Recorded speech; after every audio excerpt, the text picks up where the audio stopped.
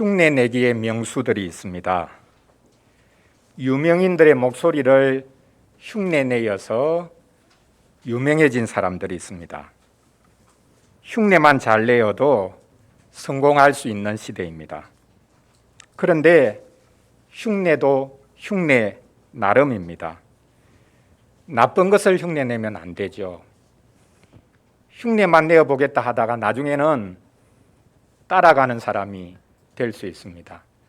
청소년들이 어른들의 나쁜 모습을 흉내내다가 인생을 망치는 경우도 많습니다. 우리는 좋은 것을 흉내내어야 합니다. 오늘 요한계시록 13장 말씀에 보면 흉내내기의 명수를 한 사람 소개하고 있습니다. 용이 자기의 대리자로 내세운 이입니다. 사람이라기보다는 짐승이지요. 바다에서 올라오는 짐승인데 용은 이 짐승을 통해 무언가를, 어떤 분을 흉내내게 합니다.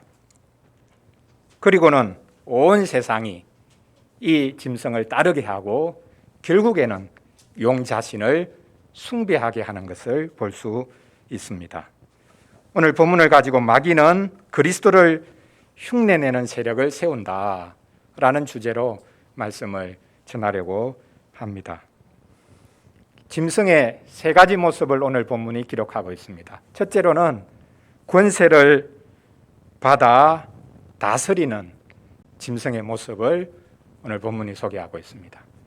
둘째로는 흉내를 낸다고 했는데 그리스도의 부활을 흉내내는 존재가 바로 이 짐승이라는 것을 알 수 있습니다.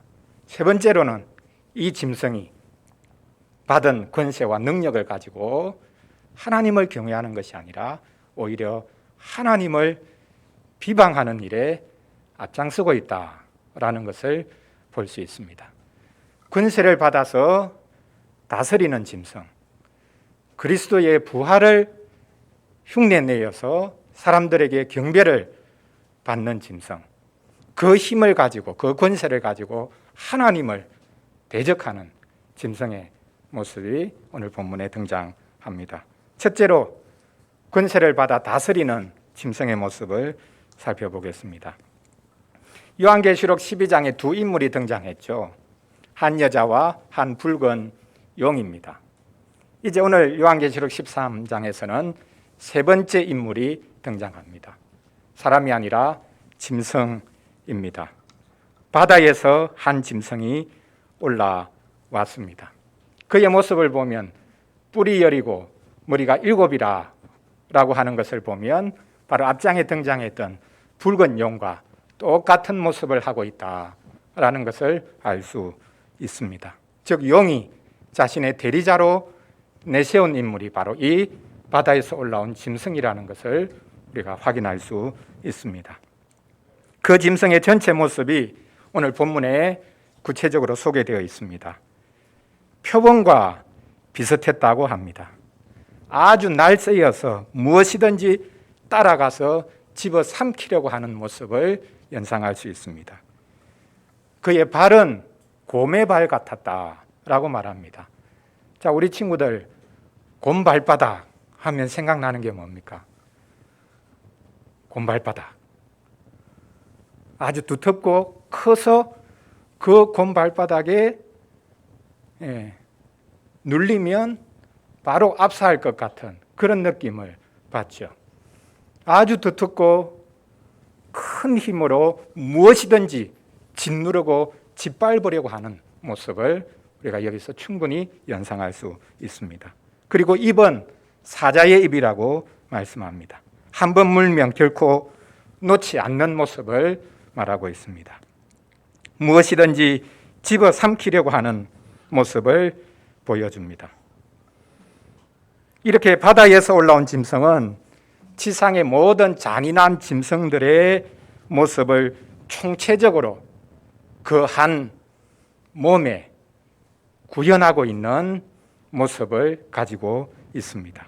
표범, 곰, 사자의 모습을 가지고 있습니다. 이것이 배경이 있는데요. 구약 성경으로 가보면 다니엘서 7장에 다니엘이 환상을 보았는데 앞으로 일어날 나라, 그리고 지금 하나님의 백성들을 괴롭히는 그 나라들을 짐승에 비유하는데 그 차례대로 등장하는 그 짐승, 첫째, 둘째, 셋째, 그리고 마지막 짐승의 모습이 바로 이 오늘 본문에 등장하는 바다에서 올라온 짐승 하나에 다 담겨져 있는 것을 볼 수 있습니다. 마귀는 이 짐승을 대리인으로 내세워 이 세상에서 활동하고 있습니다. 마귀 어디 있냐? 사탄 어디 있냐? 대리인을 내세워서 활동하고 있는 것입니다. 그것을 우리가 믿음의 눈으로 볼 수 있어야 합니다. 사람의 얼굴을 가졌겠지만 짐승과 같이 무서운 모습을 하고 사람들을 집어삼키려고 하는 세력이 역사하고 있다라는 것을 우리가 알아야 합니다. 바로 이어서 말씀합니다. 용이 바로 이 바다에서 올라온 짐승에게 자기의 권세, 자기의 보좌, 자기의 능력을 다 그냥 주었다라고 말씀합니다. 마귀는 바다에서 올라온 이 짐승에게 자기의 보좌까지 내어줍니다. 모든 권세와 능력을 그에게 위임합니다. 그를 통해서 다스리겠다는 것이죠. 사실 여기서 이미 우리는 흉내내기가 시작되고 있는 것을 볼 수 있습니다. 지금 무엇을 흉내내고 있습니까? 용이 무엇을 흉내내고 있습니까?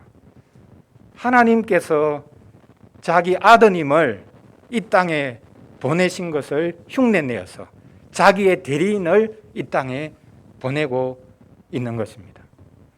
하나님은 이 세상을 살리기 위해서 자기 아드님을 보내셨는데 마귀는 이 세상을 지배하고 억누르고 다스리기 위해서 자기 대리인을 내세우고 있습니다.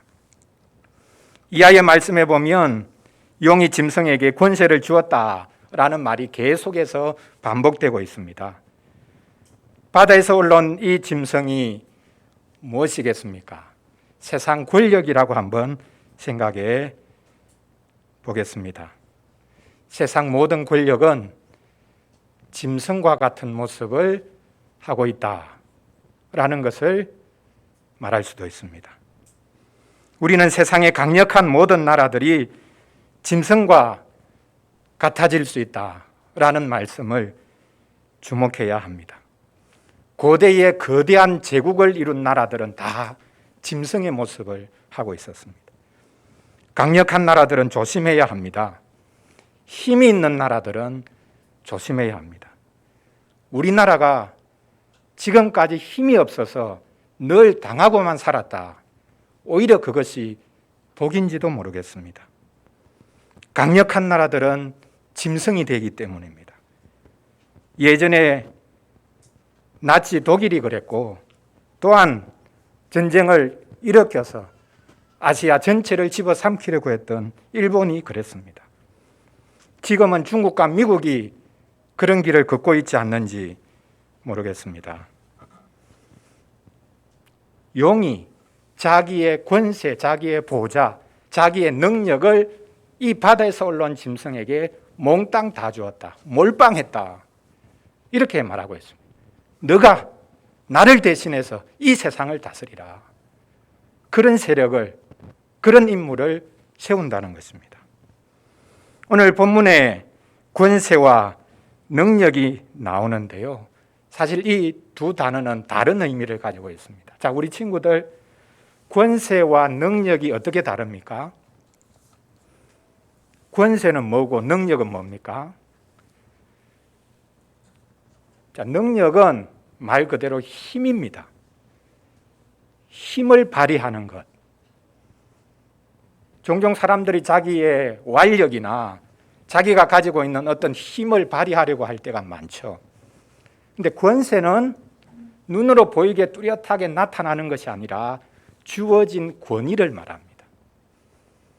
그러니까 권위를 가진 자가 힘을 발휘하지 못할 때도 있죠.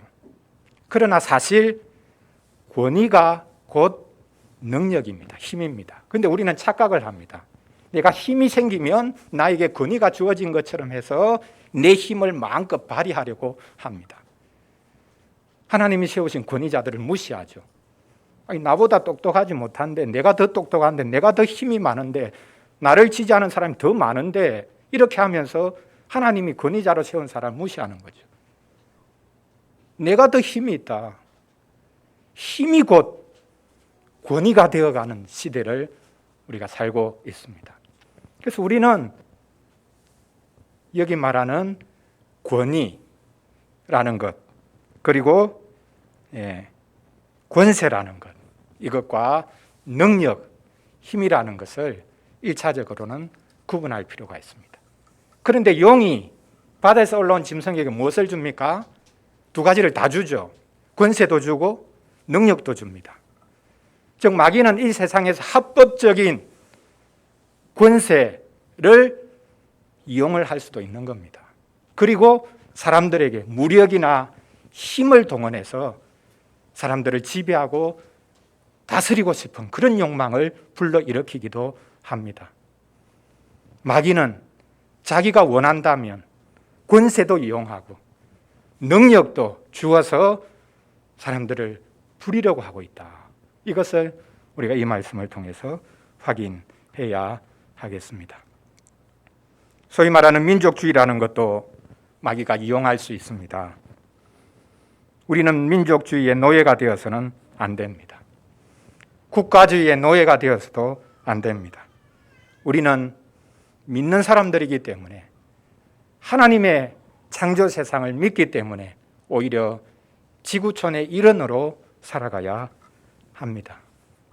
자, 첫째로 마귀가 자기의 모든 권세와 능력을 이 짐승에게 주었다. 그래서 이 세상에서 활동하도록 만들었다라는 것을 우리가 보았습니다. 두 번째로는 구체적으로 그러면 이 짐승이 어떤 능력을 발휘하냐, 그것이 오늘 본문에 등장합니다. 부활을 흉내내고 있습니다. 바다에서 올라온 짐승의 놀라운 능력을 보여주는 것이 있습니다. 오늘 본문에 말하듯이 머리 하나가 상하게 되었는데 거의 치명적인 상처를 입었는데 갑자기 그 상처가 깨끗하게 나아버린 것입니다.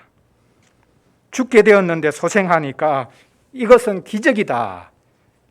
세상 사람으로는 도무지 일으킬 수 없는 기적이다. 그렇게 하면서 사람들이 깜짝 놀라고 이 짐승을 경배하기 시작합니다.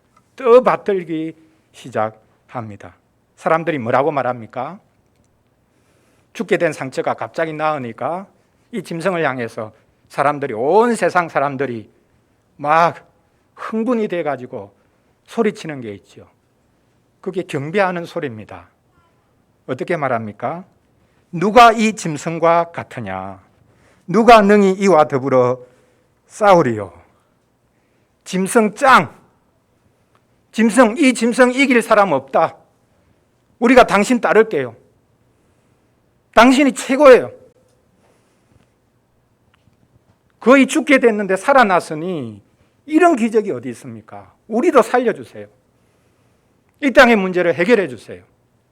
이렇게 소리를 치고 환호하기 시작합니다. 누가 이 짐승과 같으냐? 사실 이것도 흉내내는 말이죠. 성경에서 하나님을 찬송할 때 어떻게 찬송합니까? 우리 하나님 같은 분이 어디 있습니까? 이것이 성도들의 찬양입니다. 근데 세상도 하나님을 향한 찬양을 똑같이 흉내내는 것입니다. 출애굽 후에 이스라엘 백성이 홍해 앞에 있다가 죽을 수밖에 없었는데 하나님께서 그 홍해를 갈라뜨리시고 그 가운데로 지나게 하시죠. 홍해를 건넌 이스라엘 백성들이 하나님을 찬송합니다. 이렇게 찬송합니다. 여호와여, 신중에 주와 같은 자가 누구입니까? 주와 같이 거룩함으로 영광스러우며 찬송할 만한 위엄이 있으며 기이한 일을 행하는 자가 누구입니까? 하나님과 같은 신이 이 땅에 어디 있습니까? 이것을 세상이 그대로 받아서 흉내내면서 말합니다. 이 짐승과 같은 존재가 어디 있냐? 라고 소리치기 시작합니다. 여러분, 기적이 일어나면 하나님이 함께 하셨다고 생각하는 것이야말로 가장 어리석은 생각 중에 하나입니다. 마귀도 얼마든지 기적을 일으킵니다. 마귀는 흉내내기의 명수이기 때문입니다. 우리가 기적에 현혹되어서는 안 됩니다. 한국에 기독교 이단이 많고 이단 교주들이 너무 많은데요. 왜 이단이 되고 왜 교주 노릇을 하는가? 기적이 일어나서 그렇습니다. 기적이 일어나니까 교만해가지고 자기가 하나님인 것처럼 행세를 하기 시작하는 겁니다. 기적이 사람을 망칩니다. 기적이 일어나면 좋다. 이야, 하나님 나와 함께 하시구나. 그런데 그 기적이 어느 순간에는 자기를 하나님 자리에 세우는 것입니다. 기적은 자주 일어나지 않아야 합니다. 기적이 자주 일어나면 그것은 기적이 아니죠. 우리는 기적이 일어나지 않아도 하나님을 믿을 수 있습니다. 하나님 그분을 신뢰하는 것은 기적 때문이 아닙니다. 자, 여기서 죽게 되었던 상처가 나았다라는 이것이 구체적으로 무엇을 가리키는 것일까요? 이것이 바로 예수님의 부활을 흉내내는 것입니다. 그래서 오늘 설교 제목이 그리스도를 흉내내는 짐승이라 이렇게 잡아보았습니다. 지금 이 짐승이 흉내내는 게 뭐냐? 사실 그리스도를, 예수 그리스도를 지금 흉내내고 있는 겁니다. 그리스도께서 죽으셨다가 살아나셨는데 바로 그것을 흉내내어서 봐라, 그리스도보다 내가 낫다, 내가 구원자다, 이렇게 사람들에게 믿게 하려는 것이지요. 짐승은 그리스도를 흉내냅니다. 짐승은 그리스도를 흉내내는데 짝퉁이죠. 예수님은 죽게 되었던 상처가 나으신 분이 아닙니다. 그냥 죽으신 분입니다. 이 짐승은 상처가 거의 치명적이어서 죽을 수밖에 없겠다 생각했는데 소생한 거죠. 예수님은 거의 죽으시다가 살아나신 게 아닙니다. 그냥 죽어버리셨습니다. 우리를 위해서 자기 목숨을 던지셨습니다. 그래서 사도신경에서는 그리스도께서 십자가에 달려 돌아가시고 그 다음에 우리 고백은 빠져있지만 음부에 내려가셨다라는 고백이 있습니다. 지옥에 내려가셨습니다. 예수님은 우리를 대신해서 지옥에까지 내려가셔서 그곳으로부터 귀환하신 분입니다.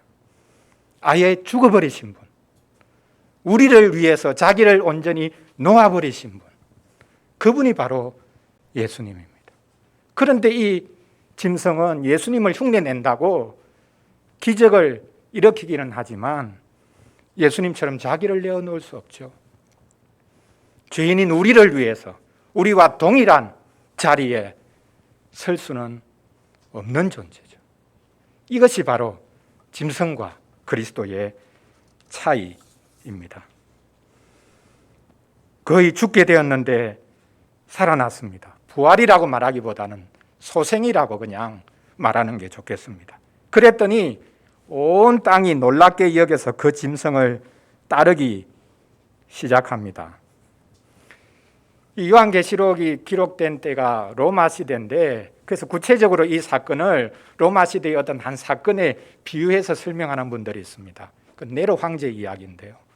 네로 황제가 이제 암살당하지 않습니까? 그런데 당시에 로마 사회에서, 로마시에서 어떤 소문이 퍼졌느냐 하면 네로 황제 죽지 않았다. 저 파르티아라는 곳으로 지금 도망가 있는데 거기서 군대를 이끌고 다시 로마로 올 거다. 이런 소문이 퍼져갔습니다. 그게 바로 오늘 본문의 이야기다라고 말하는데 전혀 엉뚱한 해석이죠. 중요한 것은 사람들이 이 짐승이 일으킨 기적에 현혹되고 있다는 사실입니다. 기적이 일어났다고 하면 열광하면서 사람들이 몰려다닙니다. 사람들은 굉장한 기적을 바라고 있기 때문입니다. 사실 자본주의는 기적을 추구하는 시스템입니다. 자본주의는 하나님을 흉내내어서 무에서부터 유를 창조하려고 하는 시스템입니다. 지구의 자원이 다 바닥나도 상관이 없다고 생각하죠. 마음껏 개발해서 쓰고 다 사용해도 된다. 또 뭔가 생겨날 거다. 우리가 만들어낼 거다. 지구 자원이 바닥나면 뭐 우주로 나가지 뭐. 그래서 우주 개발을 시작했지 않습니까? 우리는 기적에 현혹되면 안 됩니다. 기적 말하는 것이 믿음이 좋은 것이라고 생각해서도 안 됩니다. 기적을 강조하는 사람들은 우리의 사소한 일상, 참 우리의 무참한 그 일상을 무시하는 것일 뿐만 아니라 하나님의 창조를 무시하는 것이기도 합니다. 기적을 강조하는 사람들이야말로 미혹하는 사람들이다 라는 것을, 짐승과 같은 존재다 라는 것을 우리가 한번 생각해 보아야 하겠습니다. 자, 이 짐승이 권세를 받아가지고 능력을 받아가지고 힘을 발휘하는데 그게 그리스도의 그 부활조차 흉내내려고 한다라는 것을 보았습니다. 그런데 이 짐승이 기고만장해져가지고 사람들이 자기를 따르니까 기고만장해서 결국 그가 하고 있는 일이 뭔가? 하나님을 비방하기 시작한다라는 것입니다. 바다에서 올라온 짐승을 처음에 소개할 때 말했습니다. 머리가 7이고 뿔이 10이라고 했는데 그 7 머리에 신성모독하는 이름들이 가득 적혀 있었다라고 오늘 본문에서 말씀합니다. 5절에 가보면 이 사실을 반복하고 있습니다. 또 짐승이 과장되고 신성모독을 말하는 입을 받아 42달 동안 일할 권세를 받으니라. 짐승이 어떤 입을 가졌다고 합니까? 처음에는 사자의 입이라고 했는데 사자는 아니죠. 사람인데 어떤 존재인데 어떤 세력인데 그 입은 과장된 말을 하는 입을 가졌다. 신성모독하는 입을 가졌다라고 말합니다. 여기서 말하는 과장된 입, 이 과장이라는 말은 문자 그대로는 크다라는 말입니다. 여러분, 그 교육업체 중에 메가스타디라는 업체가 있죠. 최근에 또 커피 업체 중에 메가커피라는 업체도 생겨났습니다. 오늘 본문에 등장하는 과장된이라는 말의 그 원말이 바로 메가입니다. 짐승은 큰 입을 가지고 있다. 메가 마우스, 빅 마우스, 큰 입을 가지고 있다. 입 자체가 크다는 그런 외형적인 형태를 말하는 게 아니죠. 큰 입이라는 것이 무엇을 말하겠습니까? 온갖 교만한 말을 쏟아내고 자기가 최고라고 생각하고 심지어는 그 바로 이어서 나오듯이 신성모독하는 입을 가지고 있다. 하나님을 대적하는 입을 가지고 있는 것. 이것이 짐승의 모습입니다. 시편 131편에 보면 다윗은 큰 입이 아니라 작은 입을 가지고 있었습니다. 입이라는 말 자체가 직접 나오지 않지만 그가 고백하죠. 여호와여, 내 마음이 교만하지 아니하고 내 눈이 오만하지 아니하오며 내가 큰 일과 감당하지 못할 놀라운 일을 하려고 힘쓰지 아니하나이다. 제 마음이 크지 않습니다. 제 눈이 그렇게 크지 않습니다. 제가 하려고 하는 일 큰 일이 아닙니다. 저는 작은 사람입니다. 다윗은 작은 일을 했습니다. 다른 사람이 이루지 못한 위대한 일을 내가 이뤄야 되겠다. 그렇게 생각하고 왕이 된 것이 아닙니다. 다윗은 큰 입을 가지지 않았고 큰 일을 결코 하려고 한 적이 없습니다. 딱 한두 번 그가 교만해져서 하나님을 대적하는 일을 하기는 했지만 그는 평생 작은 입을 가지고 작은 일을 한 것에 만족했습니다. 짐승이 정반대로 큰 입을 가지고 있다라는 것은 그가 온갖 교만한 말을 쏟아내면서 자기의 능력으로 무언가를 이루려고 하는 모습을 보여주고 있습니다. 바로 이어서 말하죠. 신성모독하는 입을 가졌다고 말하고 있습니다. 하나님의 이름을 비방합니다. 바로 이어서 하는 말이 하나님의 장막을 비방했다라고도 말합니다. 세속사회가 하나님을 비방합니다. 하나님의 이름을 함부로 사용합니다. 기독교인이 오히려 더 앞장서는 경우도 많습니다. 기독교 문화가 오히려 하나님의 이름을 스스로 조롱거리로 만들어서 사용하기도 합니다. 그리고 이 짐승은 하나님의 장막조차 비방한다고 합니다. 하나님의 장막이라면 바로 하나님의 보좌를 가리킵니다. 결국 이 짐승이 하려고 하는 것이 뭐냐? 하나님의 보좌를 침탈하려는 것이죠. 자기를 하나님 자리에 세우는 것이죠. 내가 하나님과 다를 게 뭐 있냐? 이렇게 생각을 하고 있는 것입니다. 하나님을 시기합니다. 어떻게 인생이 지음받은 것이 지으신 자를 시기합니까? 정말 놀라운 것이 아담과 하와가 하나님을 시기해서 하나님 자리에 서려고 했거든요. 그 선악과 먹은 게 그게 뭐 큰 죄냐? 여러분 그렇지 않습니다. 선악과 먹은 것은 내가 하나님 자리에 서겠다는 겁니다. 하나님과 나가 뭐가 다른데 지음받은 존재가 지으신 분을 향해서 이렇게 교만을 부리니 그것이 타락이고 그것이 하나님의 축복과 하나님의 그 모든 약속과 생명으로부터 떨어져 나갈 수밖에 없는 것이 되었습니다. 사랑조차도 하나님과 같아지려고 하면 그 사랑은 악마가 됩니다. 모든 지음받은 것들은 자기 자리를 잘 지켜야 합니다. 그것이 바로 복이 되는 것이죠. 성도들이 직접적으로 이 마귀의 짐승의 공격을 받습니다. 짐승은 온 세상을 다스릴 뿐만 아니라 성도들과 싸워 이깁니다. 그래서 오늘 본문에 보면 이 짐승이 성도들과 싸워 이겼다라고까지 말하고 있습니다. 결정적인 것은 아닙니다. 최종적인 것은 아닙니다. 그러나 현실에서는 이 마귀가 짐승이 얼마나 대단한 능력과 권세를 발휘하는지 교회도 성도들도 그 앞에서는 어떻게 할 수 없다는 겁니다. 무력한 존재로 드러날 수밖에 없다는 것이죠. 성도들은 짐승과 싸워서 이길 수 없습니다.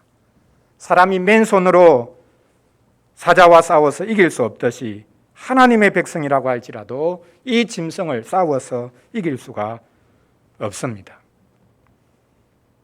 그러나 잘 보십시오. 짐승이 하나님을 모독하는 입을 받아서 활동하고 있는데 그 활동의 기간이 정해져 있습니다. 무한정의 기간이 아닙니다.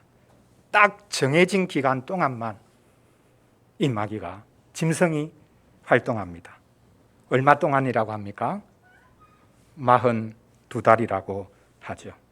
42달이 어떻게 됩니까? 여자가 광야로 날아가서 하나님으로부터 보호받는 기간, 고난의 때에 하나님이 보호하시고 양육하시는 기간이 1260일이라고 했습니다. 그리고 또 다르게는 한때, 두때, 반때라고 했습니다. 3년 반이죠. 그것을 달로 바꾸면 바로 이 42달입니다. 똑같습니다. 1260일, 3년 반, 42달이 다 같은 것입니다.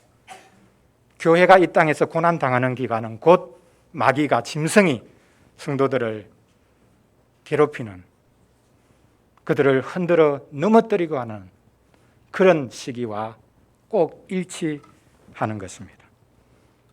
그러나 우리는 오히려 이 42달이라는 것을 통해서 위로를 받을 수 있습니다.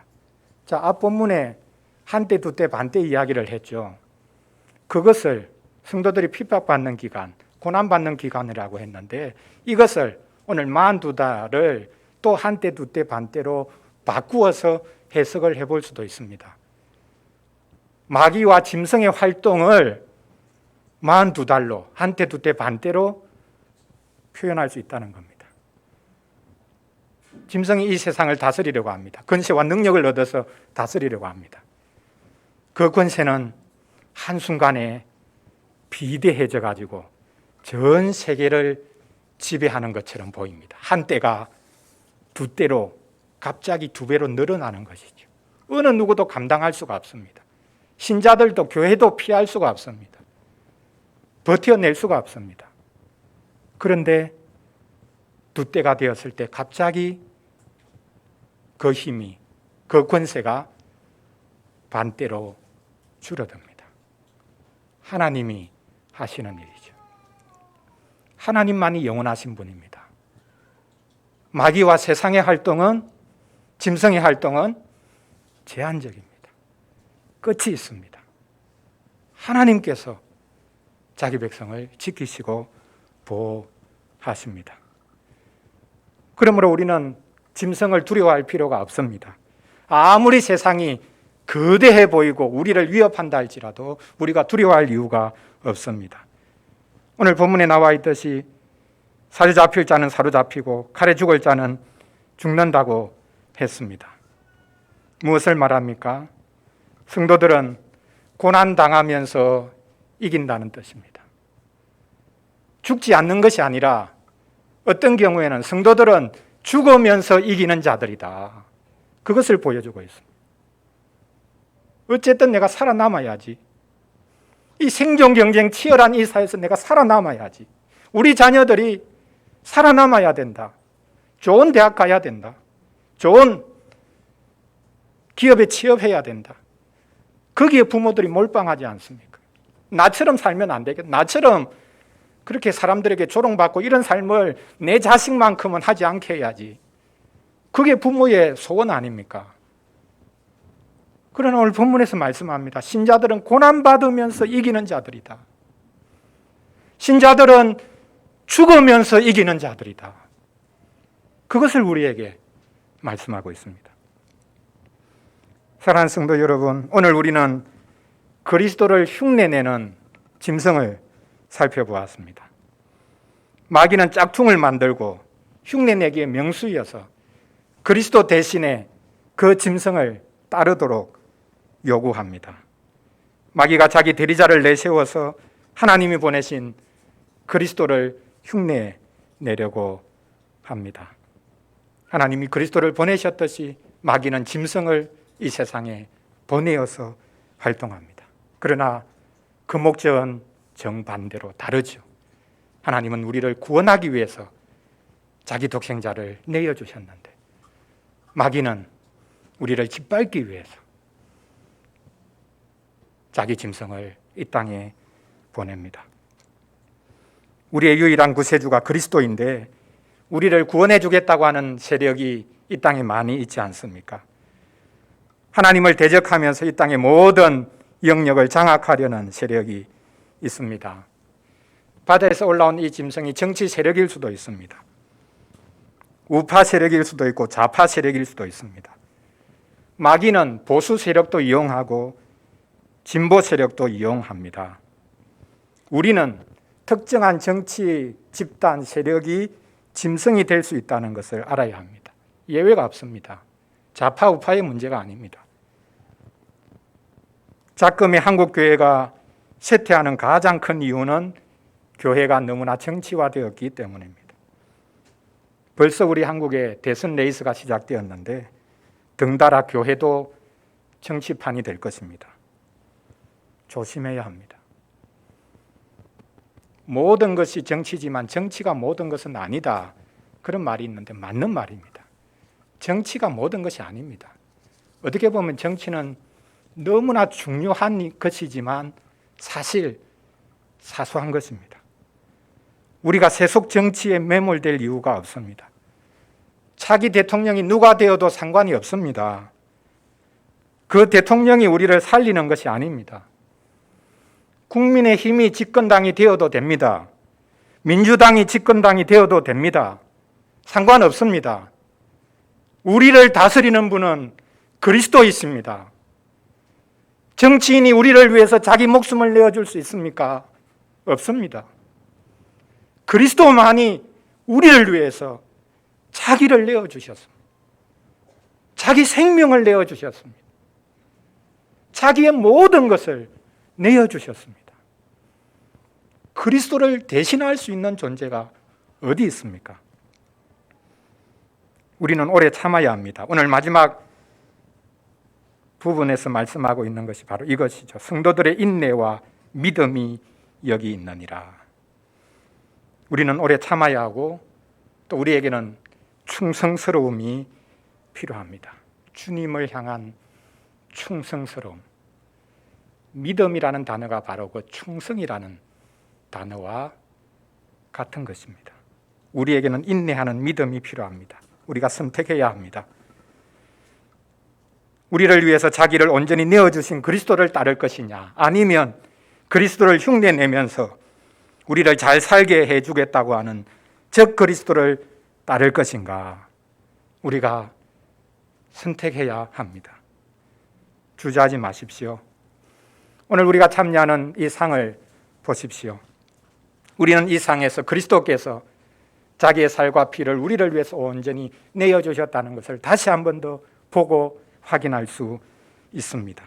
자신의 살과 피를 우리에게 주셔서 우리를 먹이시고 우리에게 시원함을 주시는 분이라는 것을 오늘도 우리는 확인하게 될 것입니다.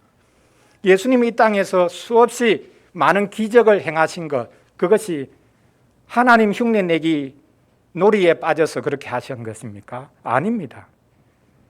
고통 가운데 있는 우리와 같은 자리에 서시기 위해서 기적을 베푸셨습니다. 이런 기적 베푸는 사람이 이렇게 두 가지로 정반대로 달라질 수 있습니다. 내가 기적 베푼다, 내 대단하지, 나를 따르라, 이런 사람이 있고요. 그 사람 입장에 온전히 들어가서 그 사람과 같이 고통을 나누는 방식으로서의 기적을 행하는 것, 천양지차죠. 바로 이 후자를 예수님이 하신 것입니다. 자기를 드러내고 자랑하고 사람들을 지배하기 위한 것이 아니라 병자와 같아지기 위해서 그것을 목표로 하시고 기적을 베푸셨습니다. 예수님은 짐승과 달리 이 땅에서 하나님 흉내내기 놀이를 하신 것이 아닙니다. 하나님이 사람이 되셔서 자신을 내어주시고 모든 저주를 받아주시고 마침내는 죽어버리신 분이 우리 주 예수 그리스도이십니다. 이래도 예수님을 따르는 것을 주저하시겠습니까? 마귀와 짐승이 주겠다고 하는 힘과 그 욕망을 추구하시겠습니까? 오늘 우리가 떡과 잔을 먹고 마시면서 잘 생각해보고 우리가 선택해야 하겠습니다. 찬송하겠습니다. 찬송 228장 찬송하겠습니다.